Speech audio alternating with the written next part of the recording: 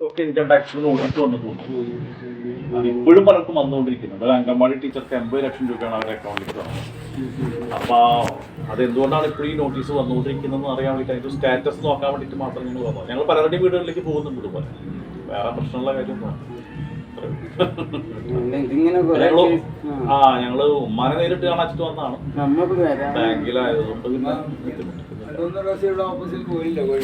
കോഴിക്കോട് പോയിരുന്നു അല്ലെ? കുറെ തവണ ഓഫീസിലേക്ക് പോയിരുന്നു. എന്നിട്ട് അവസാനം അവരെന്താ പറഞ്ഞത്? എനിക്ക് പറഞ്ഞിട്ടൊന്നുമില്ല. ഞാനൊരു കുറച്ച് ഹോസ്പിറ്റൽ കേസായിട്ട് കിടക്കുന്നു.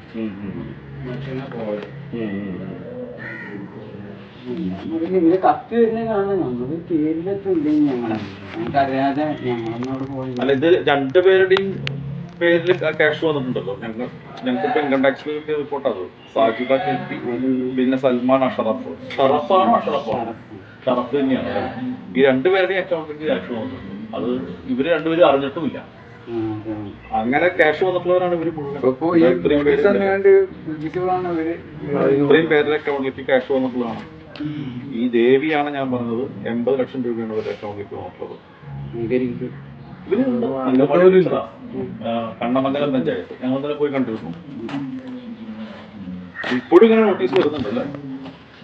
ഇപ്പോഴും വരുന്നുണ്ടോ നോട്ടീസ്? കുറച്ചായിട്ടില്ല.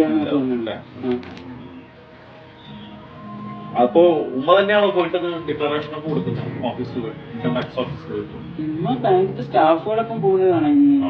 ഈ സ്റ്റാഫില് പലർക്കും ഇതുപോലെ വന്നിട്ടുണ്ട്. എന്റെ കൂടെ കുറച്ച് സ്റ്റാഫുകളുണ്ട് തോന്നുന്നു. എന്താന്ന് അറിയില്ല.